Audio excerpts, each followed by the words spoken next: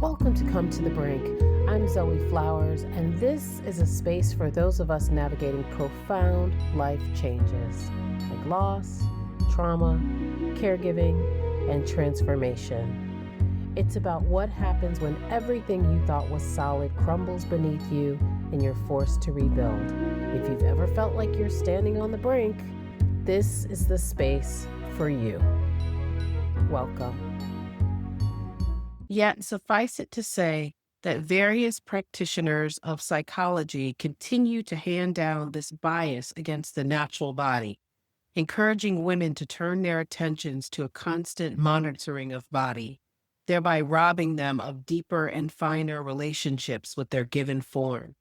Angst about the body robs a woman in some large share of her creative life and her attention to other things. This encouragement to begin trying to carve her body is remarkably similar to the carving, burning, peeling off layers, stripping down to the bones, the flesh of the earth itself. Where there is a wound on the psyches and the bodies of women, there is a corresponding wound at the same site in the culture itself. And finally, on nature itself.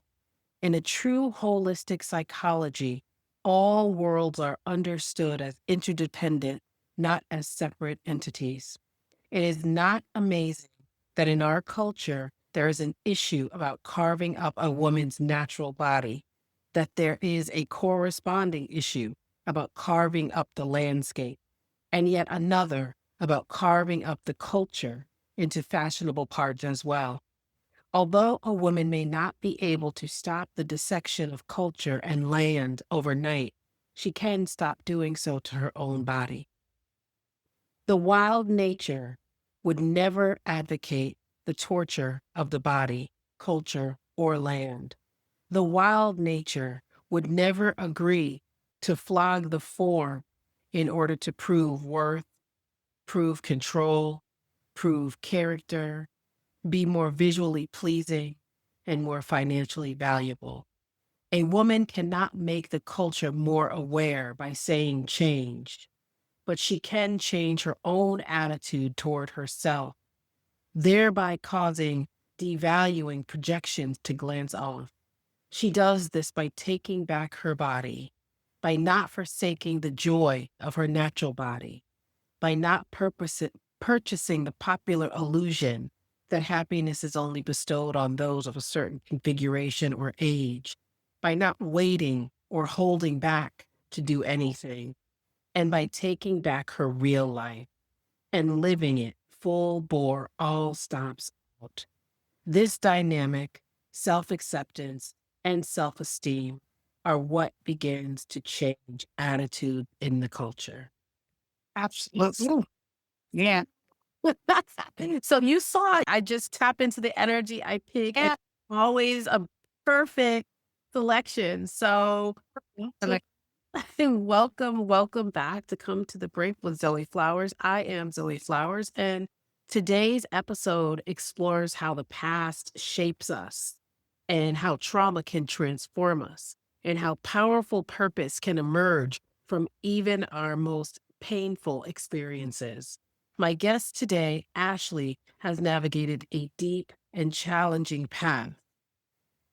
17 years as a domestic violence survivor and emerged with clarity, resilience, and a profound calling to support others. Ashley is now the CEO and program director of Rescue Her 33, a powerful organization providing essential support and community to domestic violence survivors in San Bernardino County, California. But before we dive into her powerful mission, we're going to start softly, getting to know who Ashley was before and how she became the person she is today. So, Ashley, welcome to the show. I'm glad you're here. thank you. It's such an honor. Yes. And again, just what a great reading, talking about returning to yourself and taking back your own life. And that feels like that is a journey that you are absolutely on. So, yeah, tell us a little bit about yourself, about your childhood, where you grew up, all that good stuff. Perfect. Hi, everyone. My name is Ashley Green, and I am a 17-year survivor of domestic violence. And a little bit about my background trauma has always been there, dealing with a mother. Going a little flip side, I am a mother of 6 beautiful children, and I am also a foster mother of 2 wonderful little babies, and that is my life. But going back into the past, I always dealt with trauma. My mother was a product of mental illness. And even still to this day, she deals with mental illness. And I did not understand that it was mental illness while growing up. So, what I experienced in my trauma home was the physical, the mental, the emotional, the spiritual, all the cycles of abuse that we go through with spouses. My father was not inside of the home. I want to say he was a part-time parent because of the differences between him and my mother. And so that caused him to be out of the home for many years. My father dealt with alcoholism, ultimately in 2014, committing suicide. So I dealt with trauma throughout my entire life. My domestic violence started as a Oh, we're teen. not getting to that yet. Oh, okay. Okay. You don't wanna launch it just Okay. okay, yeah. Slow train. Got it. Like, Okay. do you remember what you were interested in as a little girl? Believe it or not, I was always interested in being a mother. I would carry a baby doll. I would always think about what it would be like being a mother, being a wife at a very young age. Everyone in my family knew Ashley was going to be the one with a lot of children Wow. because I always would have somebody's baby on my hip while other kids were playing. I was trying to finesse somebody's baby. And ultimately, yeah, I ended up being the one in the family with a lot of kids. Yeah. So that was something that you naturally gravitated towards. Were there any other sort of significant influences on you as you were growing up? Believe it or not, no, my life was a little bit different. My mother shielded us. So I didn't know my purpose until I got older Yeah. and realized who I really wanted to be, what I really wanted to do. As I didn't get out to explore nothing to say, oh, I wanted to be a teacher. I didn't like school. So I knew I Mhm. was a teacher. I really didn't have a purpose at the time to figure out then. And so when do you think so was your as you're moving towards thinking about your purpose, how did your life begin to take shape? So you were in your mother's home, she's dealing with mental health issues. And as you grew up, how did your life begin to take shape? So it began to take shape at a very young age. I became a mother at a very young age and navigating through parenting at a young age. I again felt that was natural for me. It wasn't a scary process or anything for me because I knew that being a mother was something I wanted to do, even within my jobs. I worked at childcare centers, after school programs. Yeah, because I just always wanted to be around kids. Kids were like my therapeutic sessions, if I could say. So yeah, but as I got older, I'm talking about in my adulthood is when I finally sat and talked to God and asked him, what is my purpose on earth? Got it. And so he just showed me prophetically through things. Got it. Without sharing anything, because I like to just make sure that people feel safe in what they're sharing. Can you tell us about how you met the person who would choose violence? So I will say, disclaimer for you, Ashley, because we don't know each other. And also for people who don't know me on the podcast. People who know me know I've been doing domestic violence for 24 years, I guess 25 years now.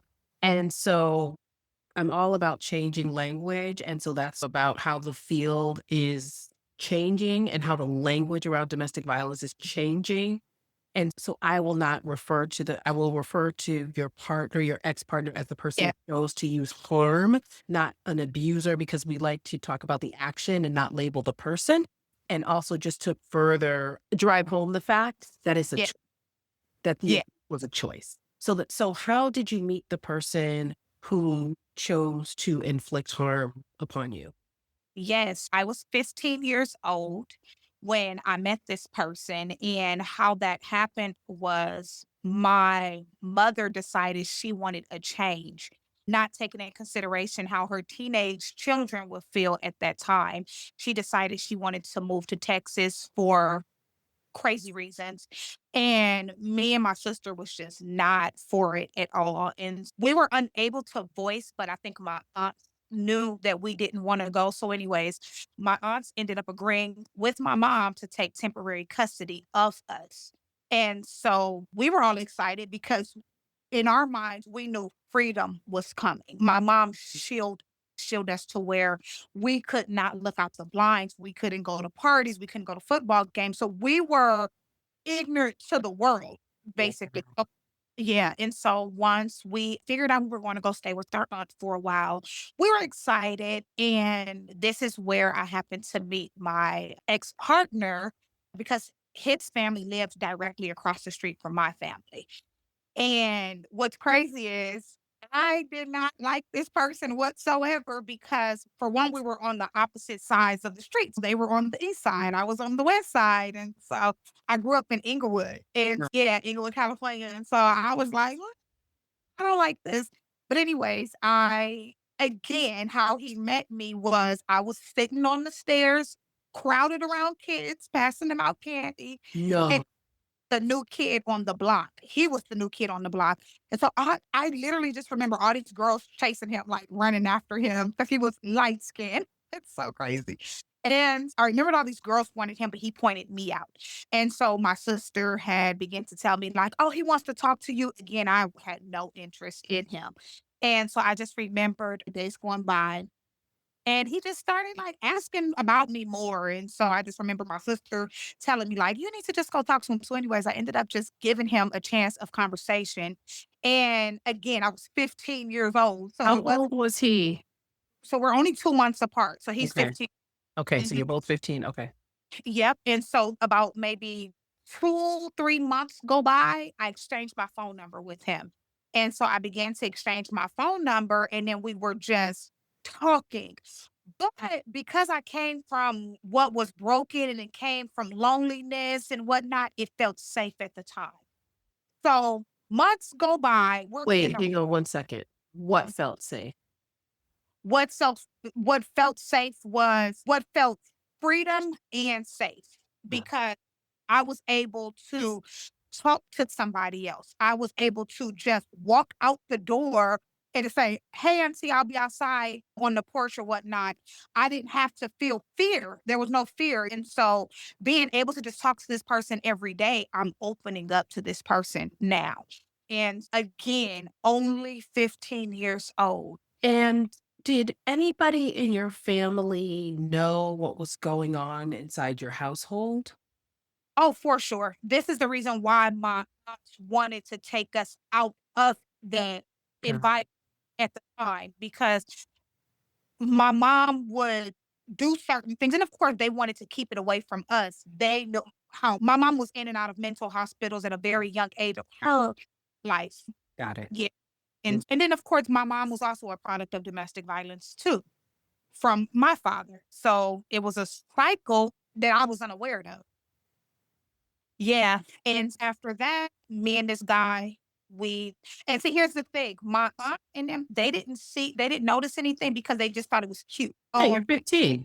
yeah, Ashley has a Yeah. friend, whatnot, up until my mom decided she wanted to come back. So that happened in, I want to say, June. In September, my mom decided she wanted to come back. I wasn't having it. I was exposed to a lot of freedom at that time.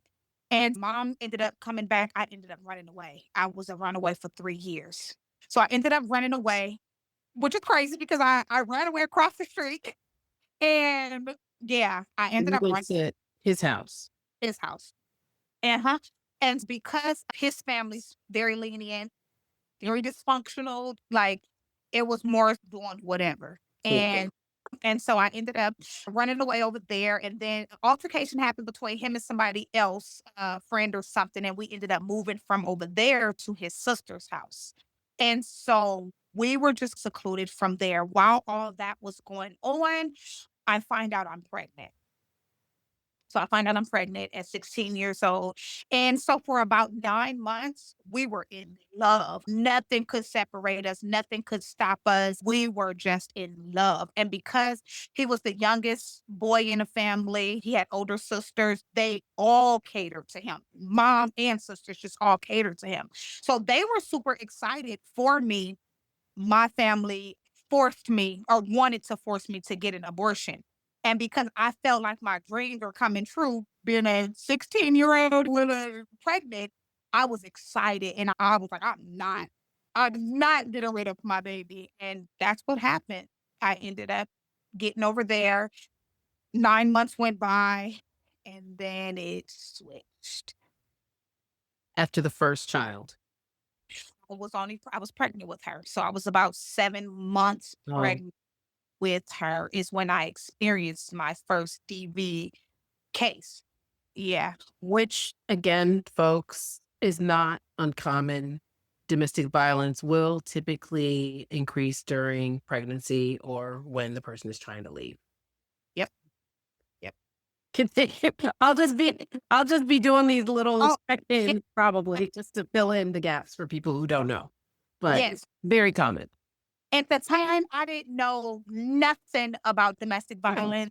I didn't know any Course, of domestic violence. course. And the last thing I wanted to do was tell anybody because I didn't want to have to go back to family. Not only didn't want to go back to family, they weren't going to let me back. It was an embarrassment. And then I'm pregnant. So it was almost like, and then you don't want to break your little family up. So I ended up staying in a situation and how I found out that I was in a domestic violence situation. I was sitting on our apartment stairs. So his mom lived upstairs because she ended up moving from where she was into the same apartments that the sister was staying in. Got it. And so we lived upstairs, sister lived downstairs. I'm sitting on the stairs and I'm planning my baby shower. I'm planning my baby shower, and the neighbors that stayed over in the apartments, same apartments, just right next door, there were quite a bit of young men coming out of the apartment. And they're walking down the stairs, they're speaking, not a big deal. My ex partner was standing through the door and he notices a lot of these different young boys are coming out and then they're all speaking to me. So he waited till they all went out the gate and then he accuses me of trying to talk to one of the guys. So Mhm. as get up to try to come back in the house because I'm scared he's gonna cause a big altercation. I come up, he kicks me in my stomach, and I fly down the stairs. So, and now I'm just nervous, I'm scared because now you just kicked me in my stomach with my baby. I'm trying not to try to make a big deal because I didn't want his mom or sisters or nobody getting involved. And so I come in the house, I'm trying to explain myself, and then I felt like from that point, because I did not say nothing, I was whispering, trying to get him to understand, like, hey, I wasn't talking to them or doing X, Y, and Z. That's when it became a frequent thing. And because he knew my biggest fear was going back to my family, he would really try to control that, threatening me to put me out and whatnot. And so I was doing a lot of kissing, but just to keep it a secret. Yeah. Yeah. And so that was the beginning. And so what was and so was you were with him for 17 years, is that right? Or off Yes. and on? No, no. Nope, nothing was never off and on. We lived together from that point all the way up until my divorce. Mm. Okay. And so I had my first child at 16. Okay. I had my second child at 18. At 18 is when I experienced the worst, the most traumatic of my domestic violence. I found out that I was pregnant with my second child in the ER. I had to take a trip to the ER because he had beat me up in my sleep and he had broke my nose in two places and then he fractured my ribs. And mind you, I'm 18 years old. This is on Mother's Day and it was very traumatic. And so I go to the hospital, doctors, hey, we got some good news, got some bad news. And I'm like, okay, good news is you're 7 weeks pregnant. Happy Mother's Day. But the bad news is you have some fractured ribs and a broken nose. That's not good. And so at this time now I have one child. I had an abortion in between there. And then now I'm 18 pregnant with my second child. Okay. He literally counted who I just totally damaged me at that point. This is where the demonic spirits got into my wound with my son. He was not there at birth. He did not help me throughout my pregnancy, but my son was my easiest birth. My easiest birth, my easiest pregnancy, but I was so broken. I went through so much depression. This is where I really knew what depression really was. I'm curious if the doctors, if anyone intervened. You show up, you're visibly wounded, broken bones. Lied. So I covered for him. I told the police. So here's the thing. The incident happened at 4 o'clock in the morning. Of course, his mom is telling me, if you call the police, he's going to go to jail. So I waited hours. Blood looked like a bloody murder. I waited hours because I wanted it to get at a certain time so the story could make sense. And at the time, I had a great best friend, and basically lied and said we were jumped at a party. Uh, yeah, and so this is the story we told. He sat at the hospital with me to Mhm. make the story, and that's how everything got thrown under the rug. So by this point, his family knows that he is actively choosing to use violence and has not tried to assist you. No. Mom, I've never seen his mom go through physical domestic violence. Sisters went through domestic violence. So it was all a norm. We've watched it happen, and then he ended up being a product of it as well. What do you think about that? It's important for people to really understand generational curses. And I think that's what happened was they seen a lot, they was exposed to a lot, they lived in poverty all their lives. And so this is what they were used to. This is what the norm was. And so him being around it, and then because there was no consequences behind Consequences.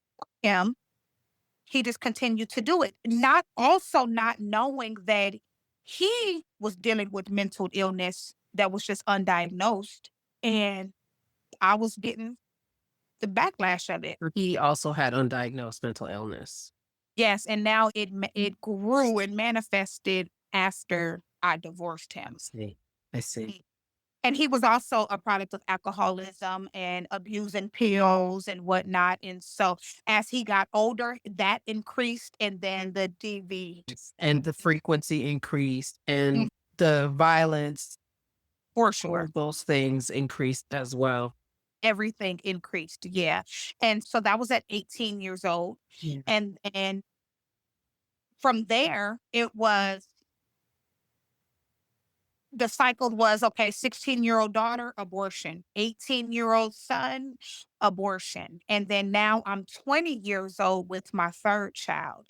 And I just knew that we were going to be okay at third child because the DV, in a sense, I'll say this, I don't remember as much with it with my third child. I know that there was some stuff, but I don't know, maybe it decreased at that time. I don't remember as much with the third child. I remembered us moving into our first apartment that he never slept in. He was always at mom's house. So I felt like I was a single parent, but still together. So we moved into our first place. That only lasted for a little bit. We ended up going back to his mom's house. Ended up going back to his mom's house. Now I am 21 with 3 children, okay? So it was very hard. Now I felt trapped because I couldn't get a job.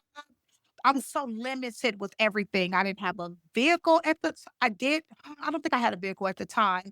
I was just relying on them. So now, relying on them, Yeah. it's even harder to try to Absolutely. and move out. I had no friends. I had no family. All I knew was them. So then I was 20 years old. 22, we end up getting married. Getting married with all the wrong reasons. Now, there was an incident that happened where some cheating went on, and I was the one that cheated. And it just went haywire from that. He cheated on me our whole relationship. Yeah. But then one time that I cheated, and I want to make this very clear, I was not married at the time that I did cheat on him, but it became It was like a rival or whatnot, and so that was the reason why he married me. He felt that if he married me, it would all go away and we would be okay. Oh, Work. Yeah, that didn't work. So we ended up getting married. That was a disaster. And then from there, we had our fourth child. And then just fast forward a little bit. So from yeah. there, fourth, and then shortly, maybe about 5 years later, we had our twins who are 9 years old now. But the gag with that is my twins were made from sexual abuse Yeah, from him. of course. Yeah. Uh, Again, so, very common. Sexual yeah. abuse goes hand in hand with domestic violence. That is not uncommon at all. Yeah. So here I was with 6 kids, and DV was just spiraling, and I was so used to it, the hits didn't hurt anymore. At the time, the words didn't hurt anymore.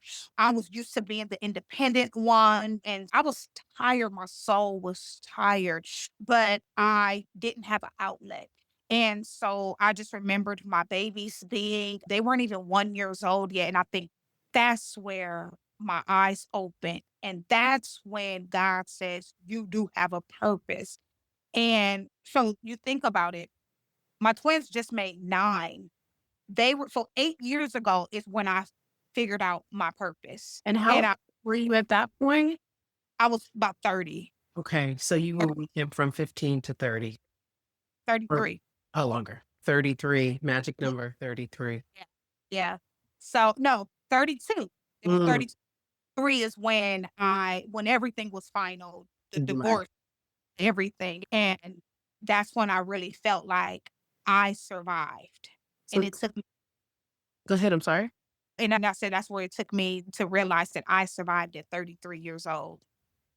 What Mm. was that moment? Because I remember so vividly, like the day Woo! that I left my partner. I remember it like so clearly.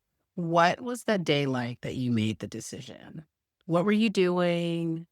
That part gets me every time I tell the story, I cry because that. So my oldest daughter, at the time I was okay, so God told me that what my purpose was. And he told me that I'm going to help you create your exit plan. And that's what he did. So I landed a good job. And I was working at a group home with foster youth, again, surrounded with kids. And I got there and it was just great. That literally to this day, the best job that I've ever had. That's when I felt even more safer. I felt like I had community. Yeah. But Finally, a lot of 'cause you people were didn't know. because you were secluded, and I people really need to understand that. You Yeah. literally had no one, and you went from being secluded in your mother's house from what, 1 to 15, pretty Mhm. much. Yeah. A couple months of freedom, in quotation marks, and then here you are again, secluded. Yeah. Yes, yes. And even in all those seclusions, there was so much dysfunction that was around. So you would think I would have ended up being a product to what was going on because of just what I was so used to. But at that moment, that's when I started working there. And at that time, it was $13 an hour, but that was so much more than what I had ever made. Yeah. And so I just remember that was like June of 2018, and then March of 2019.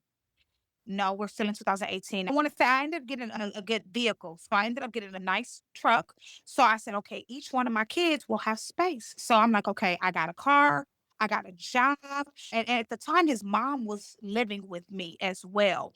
And so I slowly started not giving her the option to help me with any bills or nothing. I wanted to be able to pay everything on my own. And so I knew that once I divorced, it was going to be nasty. So I immediately just started documentations and me not spazzing out and acting out or whatnot, because at this point, my kids are in general neglect, failure to protect from domestic violence. So the word by now, the word of domestic violence is now in your life. It's not like it's just his family knows what's going on. So domestic violence was in my life at 18. Yeah, but publicly now, it's like now you have a word for it. So yes, publicly with his family and their friends and all of them, not my family. Gotcha. Not my no. As I get older or whatnot. So anyways, I'm really going through domestic violence now because I'm going up here and he's still down there. Yeah. You He knows that in any given moment I will leave. You Yes. So that's when the DV started increasing. That's when the threats started increasing. I was just going through it. But I still had to maintain because the biggest fear that I had was children family services coming to take my kids. Yeah. And that moment that I realized it, so a week before this, he was just damaging my house, causing chaos. Anything you think of, he was doing it. Mind you, I was a foster mother at that time. And luckily, I was a foster mother to one of his family members. So I had people coming in and out of my house, and I'm working for Children Family Service. So I'm like, all I need is for the police to continue to pop up in my house. They see that my house is deemed as a fostered home, and then I lose all of my kids. So at that point, I was mentally broken and mentally tired. But I remembered my ex-husband had did something the night before, probably bust all the walls or something. I can't really remember. But the next day, my oldest daughter, my mom was there visiting, and she was sitting on the couch, and my daughter was sitting on the couch as if they were already talking about the situation. So I was coming in from somewhere, I'm not sure, and my daughter told me that she needed to talk to me. Mind you, he was in the room. I want to say he might have been asleep. Maybe the kids were at school or something, but my oldest daughter was there. And reason being that my oldest daughter was there is because he wouldn't watch the kids while I went to work. And so my daughter decided that I'll go to homeschool where she would be able to go 2 days out of the week. And then we don't have to work. We were trying to minimize him for everything. And she was there, and I just remembered her crying. And I remembered her exact words telling me that every day you go to this group home and you help these boys with their trauma, not realizing that your own kids are dealing with trauma. And she just told me that I can't take it no more. We can't sleep. We are scared, and we don't want to go into foster care and lose you. That did it. That did it. How, And how old was she at that time? 15. She was 15. Wow. And I just remember Mm. crying. And I just remember telling her and my mom, "I'll be back." Those were my exact words, "I'll be back." I grabbed my purse, I got in my car, and I cried and cried and I prayed. I don't think I've ever prayed that hard. And I cried, and I went over to the courthouse over in San Bernardino. And I just remember sitting in my car before I went in, and I said, "God, if you fight this battle for me," my exact words, "God, if you fight this battle for me, I promise to never look back. I promise to never get back in that domestic violence situation again." And God's words to me was, "You are going to go through one of the worst battles there is, but I'm letting you know you're not doing it alone." And I just remembered a calm, like a relief off of me. And I walked in that courtroom, and I went to document control and I said, "I want to file my divorce." And I asked for the domestic violence papers. I asked for a restraining order. I take that back. We already had a restraining order against us because he already had about 4 or 5 domestic violences on him. And it was the worst battle of my life. He beat me up on Facebook Live right before we were going for our mediation. They called CPS on me. So CPS popped up at my house. Luckily, I had everything and documents. The documentation is important because I Now had you're knowing. I'm wondering. So when did you get to the point where you knew about documentation? believe it or not, I did not know about documentation. But when I tell you, Zoe, the spirit of the Lord was Yeah. with me. He was giving me gym after gym. And I just remembered having this big white folder, and I remembered having my restraining order. I remembered having my custody mediation papers. I remember just having my court papers that I filed for the divorce. I just had all those papers in a folder. And so I received the call, not the call, when I received the knock at the door from CPS with all these false allegations, I didn't get scared because I just remembered God saying, "I'm going to fight your battle." So I let him come in. I knew what they were going to check for. And I remembered this lady telling me Do you have any documentation to show that, this is what you have and this is I handed her that folder. She looked through the folder. She took those pictures. She talked to my kids. She checked my house. She said, I'm going to close this out because I don't claim for these allegations to be to be true. So So here, somebody was making false CPS. his sisters and whatnot. Yes. So what my biggest fear was of my children being taken from me, I didn't want him to have joint custody, nothing. Mind you, he was an alcoholic. He didn't have a driver's license. He didn't have a job. He didn't have a car. He was a felon. He didn't have anything. So when it was time for custody mediation, oh, he was threatened he was going to take my kids and he was going to do this because remembered, kids was my therapeutic. Yeah. So if I lost my kids, I wouldn't be sitting in this chair today. And so when I go, I'm letting my emotions get the best of me. Now, if he shows up in court, oh, he's threatening, he's going to do this, he's going to do that. And now I'm trying not to let him get the best of me. This lady must have had angels surrounded all over her. And I remembered before us going into the mediation thing, I remembered her telling me, you don't get out of character. God is with you. You don't say a cuss word, don't yell. She said, God has already taken care of your situation. Literally, this lady told me. After that, I sat in that chair and waited for my name to be called. And when it was time for us to go into the mediation thing, oh, he bashed me and she leave the kids at home by themselves. And she did this and then she did this. So the mediation lady, she says, where are you at? You don't have a job, you're there. And she says, how old are your children? So at the time, the older three were old enough to watch the younger three. Right. And she said, as long as there's some contact information, the police was on there, the firefighter, the poison control, there's a phone in the home, there's food in the house, they can watch the younger siblings. Right there, I didn't care what happened after that because I was working.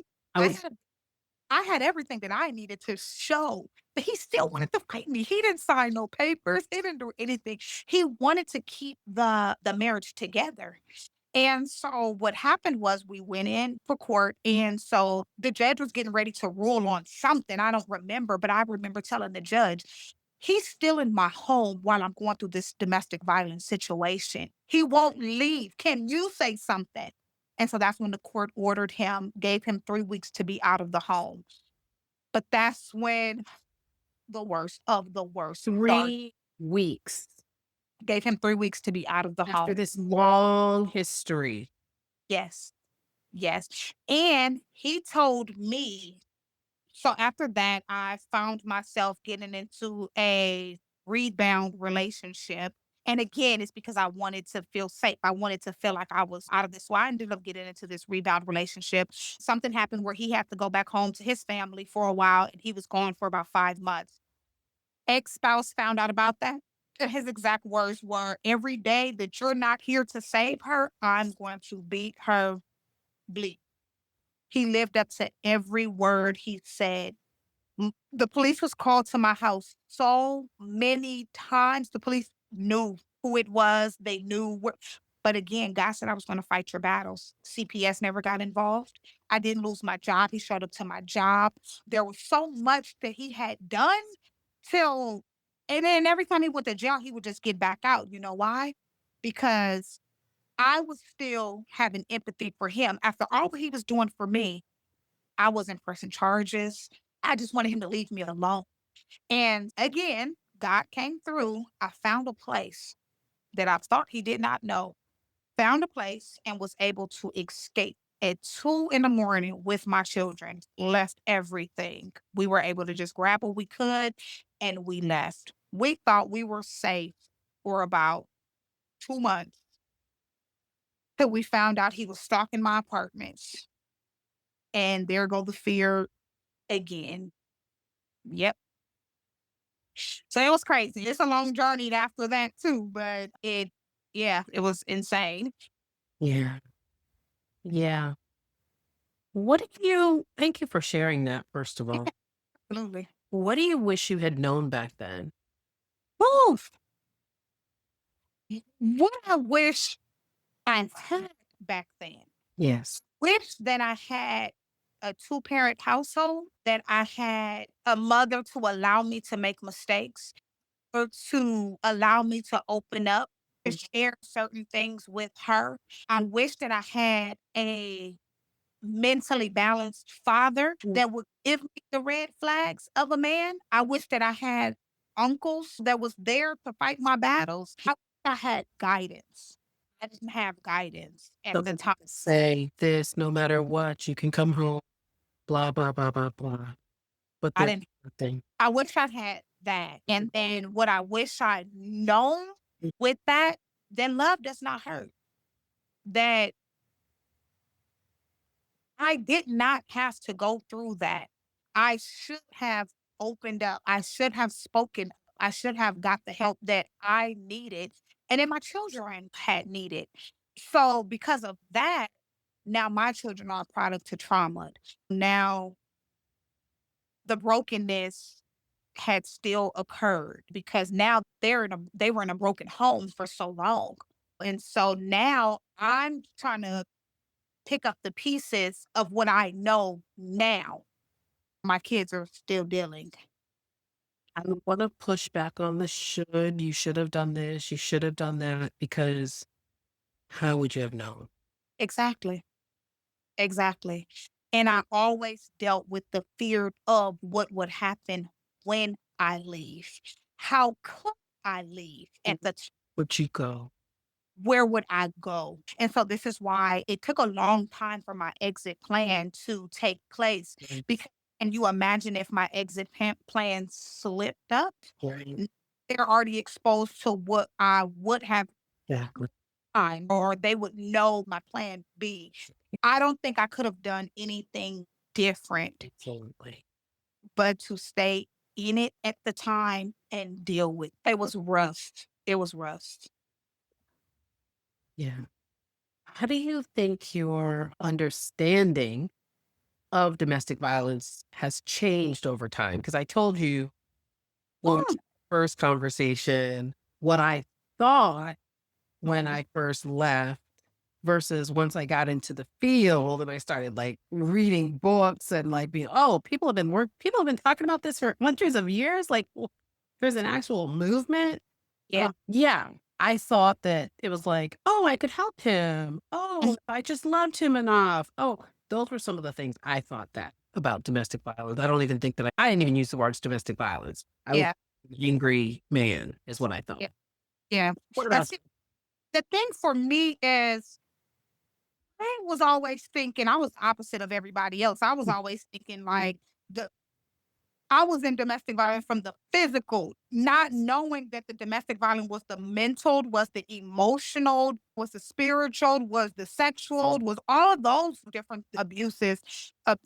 So I was it was the understanding of it was I'm thinking it was just the domestic violence. So now unlearning that, Yeah. now I feel my mental, now I Yes. have to feel my emotional because a lot of people say, oh, words don't hurt. You can get over those words still stick to me to this day. Yeah.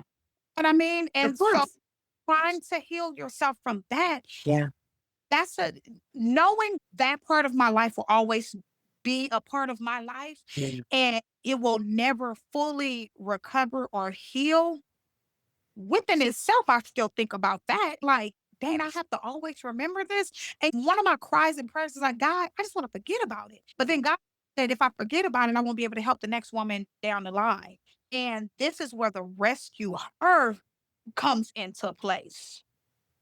Yeah. I think that the forgetting, first of all, I think the mind is phenomenal Yeah. in ways that, and I actually interviewed somebody yesterday that's a survivor of a mass shooting Woo. in 2021. So it's still really I very big because she has PTSD like us.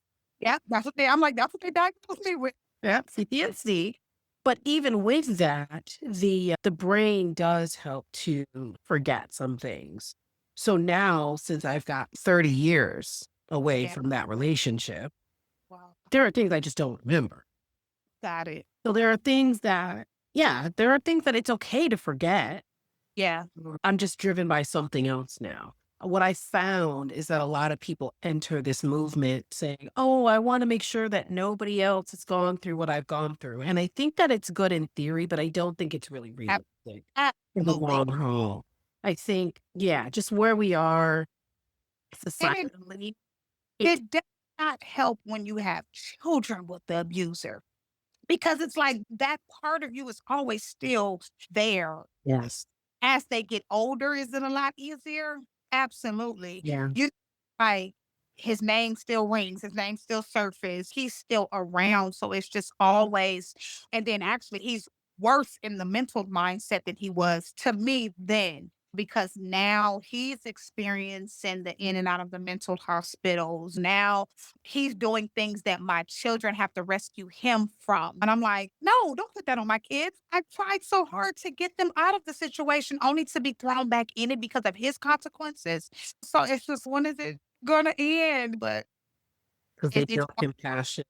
yeah, yeah. Because at the end of the day, I know although he was not a good person to me, he loved the kids love him, and I don't deter him from that. I don't talk bad about my children are old enough at the now to know that he's not healthy, you Mhm. know, and how he is. And my kids always tell me, please don't ever go back to him. You don't need to work ever, but they still love him. And actually, as my daughter got older and who she is as God's daughter, she has forgiven him and they have grown a relationship. So I'm happy for it.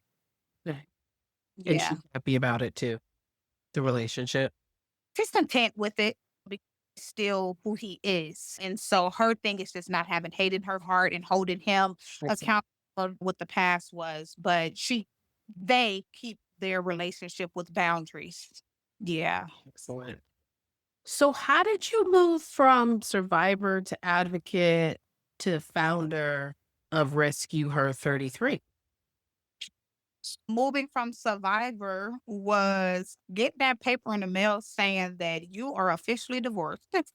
So I felt like the chains were broken at that point. I didn't have to have any fear. The attachment was gone.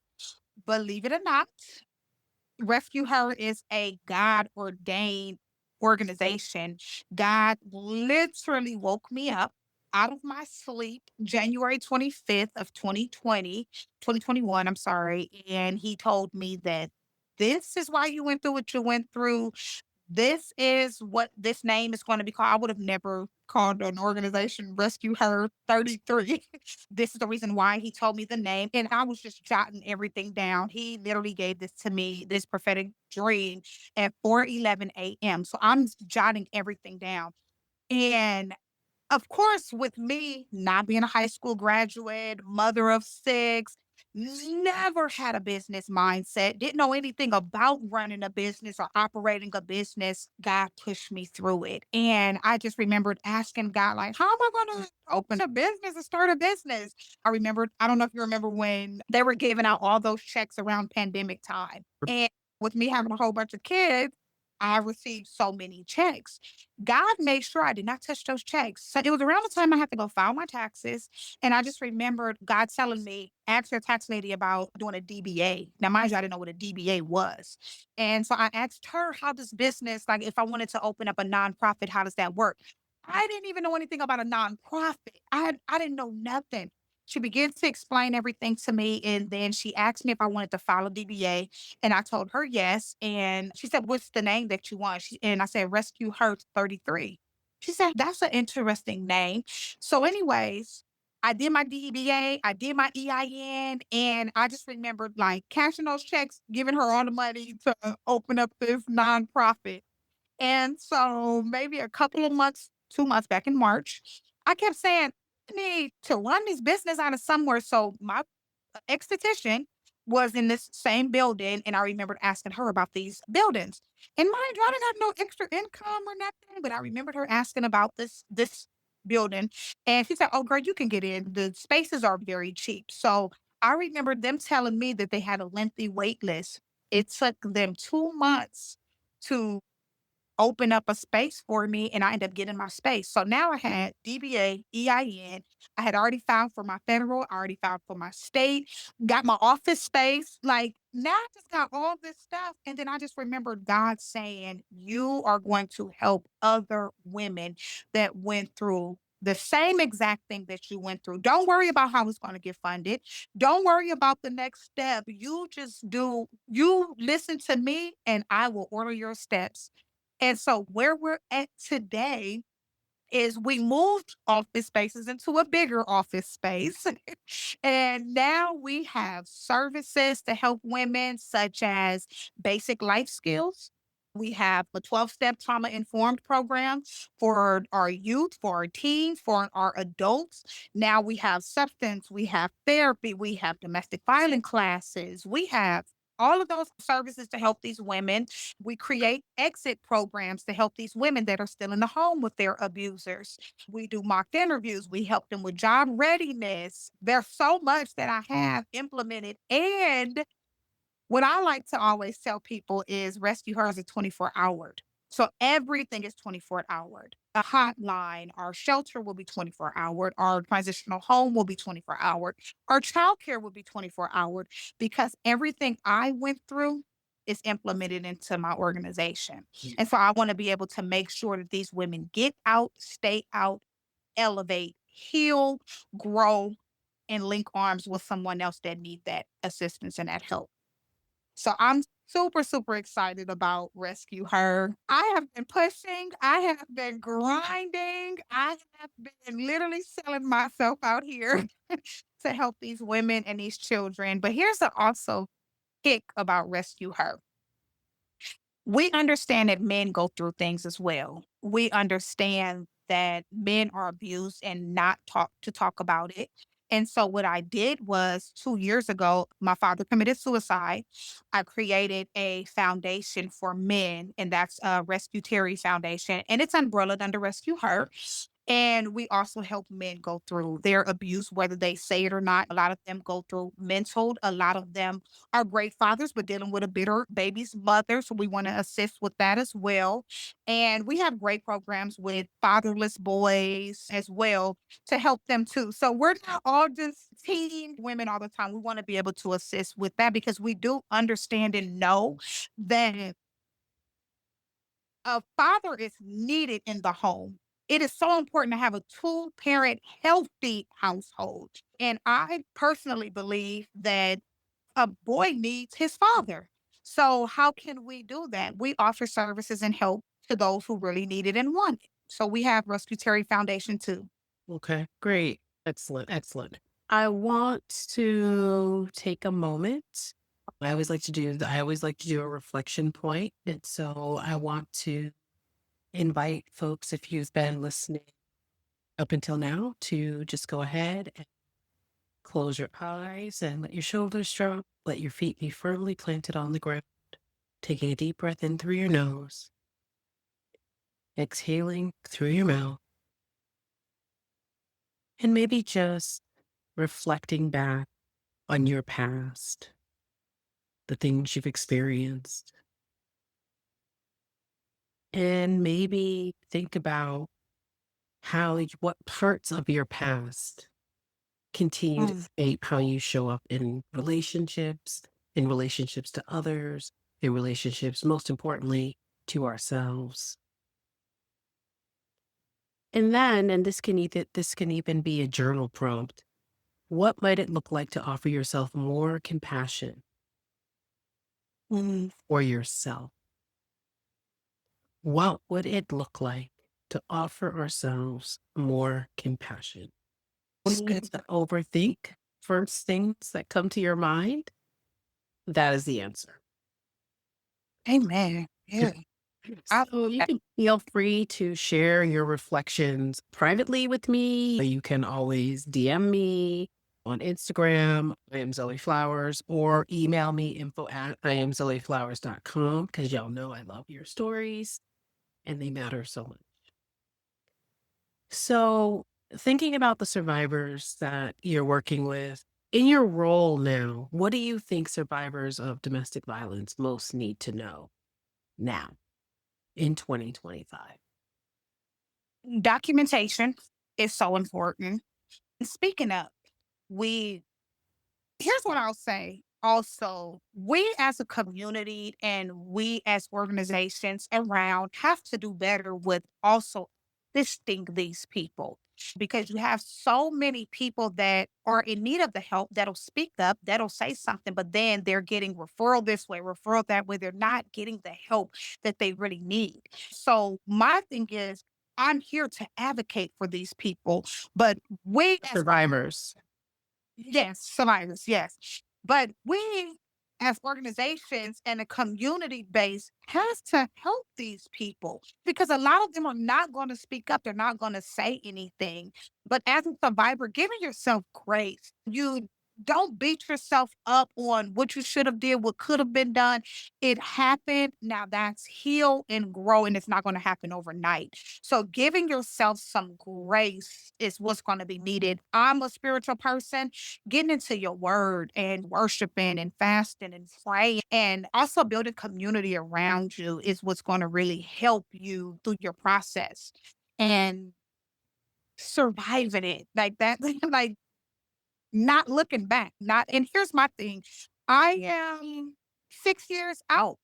I still make mistakes with getting in relationships, with feeling unloved or thinking certain things and whatnot. And so I also found myself to not be as healed as I thought that I was. And so again, just taking that time back and remembering who I am and what I went through. And it's my story, but it's not my life anymore. Yeah. So Yeah. yeah. I mean, 6 years is, you have to give It, yourself grace.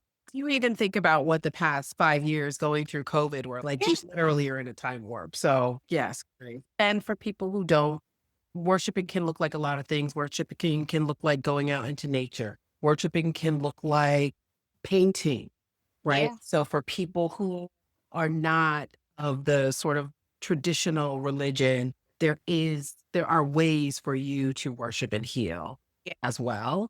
The Yeah. goal is to find it. Absolutely. Find it. And a lot of times it's things that were already within you, things that were already accessible to you. And And I y- everybody to find your purpose, not what someone else think of you, not what others think that you should be doing or could be doing. You find what fits you best because when I tell you that's when you will flourish, you will enjoy what you're doing, you will love that part about yourself. yeah, And you have to do what's best unapologetically. yeah, yeah. Oh, there's so much more I could say, but no, I'm not going to. I'm gonna around this purpose conversation because I know there's just so many more things you could say. But we are gonna come to a close, and I'm gonna ask, as I ask everyone, what are you grieving at this moment, and what are you deeply grateful for today? So what I am grieving over is I'm actually grieving over a lot, but my heart still aches. I'm still grieving over a heartbreak. I'm still grieving over not feeling loved or wanted. But what I am grateful for today is what I have, where I'm going, where Mm. God take me, the outcome of my children, just from me really holding them together. I have so much to be grateful for. Yeah. Well, 'cause I hope you've been drinking your water throughout. We have to stay hydrated. So, how can people support you? How can people support Rescue Her 33? Yes, so I do have resources. Also, definitely want to share this. If you are going through any sort of domestic violence, it does not have to be physical only. Like I said, domestic is all sorts of abuses. And I am here. You can email me at ashley@rescueher33.org. You can go to my website at www.rescueher33.org. If you want to donate, we have a GoFundMe for Rescue Her 33. We have Zelle, we have Cash App, Rescue Her 33 for our Cash App. Zelle is my phone number, 951-347-9217. And we also have our hotline that you can call me or text me if you don't want to call at 951-347-9217. And any donation will help. Like I said, we help many people. We also have the domestic violence hotline as well. And that number is 1-800-779-7233.